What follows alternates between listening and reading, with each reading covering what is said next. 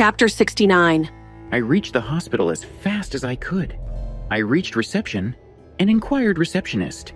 "Excuse me, can you say where Mrs. Edward is?" 1 second, sir. She looked at the computer for a minute and said, Second floor, room 302. I reached the steps immediately. Sir, the lift is available. She shouted behind, but I didn't care. I climbed two steps and reached the room. Rob was standing outside the room. "What happened?" I asked, gasping for air. He sighed. Me and Jamie came to your house. Jamie said you two are not in good terms, so we came to check you. We found her in the floor unconscious. Treatment is going on. When he finished, doctor came out of the room. A mid-40 woman. Who is Mr. Edward here? Me. I came front. "I'm Edward. How is she?" I waited for her reply. She exhaled. She is pregnant, you know that? Rob stunned. I nodded lightly. Look, Mr. Edward, she is pregnant, and how the hell you were so careless? Her voice sounded with slight anger. I lowered my head in defeat. Rob spoke. Why? What happened? She didn't eat or sleep for past 2 days. Probably she is not taking her medicine regularly. She is weak and little bit anemic also. Is she all right now? Rob asked nervously. Yes, I gave her some medications, so now no problem. She's sleeping, but if this continues, I cannot assure anything.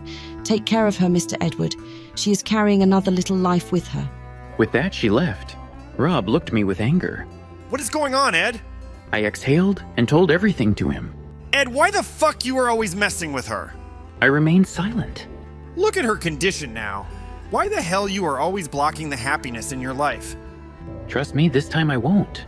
I opened the door and waited for her to open the eyes. After an hour, she regained conscious. My head. She whispered. Hey, slow down. I slowly made her to sit in the bed. Do you remember anything? I asked. I went to kitchen to have some water, but I felt dizzy. After that, I couldn't remember anything. We remained silent for a minute, and I've started again. You didn't had food? Not even slept? Anna, please answer me. Why, you care for that? She turned away. I again turned her to face me and cupped her cheeks. She kept her eyes low. Look into my eyes, I requested her. She slowly saw me. I really care for you, Queen Bee. I've said, reassuring her. Her eyes became wet. Then how the hell I can sleep and eat alone? I placed my forehead on her. I'm sorry. I need you in my life. Without you, my world doesn't shine. I'll do anything to keep you in my world. I placed my hands on her tummy. With shivering hands, I said, I'm ready to accept this. She looked me with surprise. Are you really? I nodded, smiling. She hugged me tightly and cried, Thank you so much. But promise me one thing. What? You need to love our baby only after me. She chuckled and stroked my cheeks gently. I always do, Ed. I love you so much, I won't share our love. My world ends and begins with you.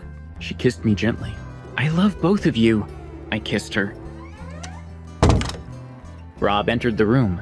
Anna, if you need, I'll kick his ass. She laughed. Don't need Rob, we made peace. Next time if he makes you to cry, tell me. I'll bury him alive. She again laughed. So you are accepting his apology? Rob, please. I interrupted. Kinda. I'll give him one last chance. Thank her, Ed, or else now you are a dead man. Anna, Rob is the one who admitted you. I changed the topic. Thanks, Rob. She thanked her. No thanks, Rockstar. So I am going to be uncle? We both nodded.